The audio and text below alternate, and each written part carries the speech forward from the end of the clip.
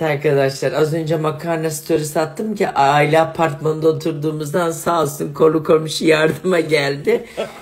Nedir kız bu tabaktaki? Yağlama. Yağlama canımsın. Allah razı olsun İnciler'cim öpüyorum seni. Kendi aç karnını doyurmuş da bize getirmiş. Gözün kör olmasın. Canım akrabalarım bayılıyorum ya bayılıyorum bak. Yenge görüyor musun ne varsa gene bizim tarafımızda var. Her zaman söylüyorum koca tarafından yana çok şanslısın.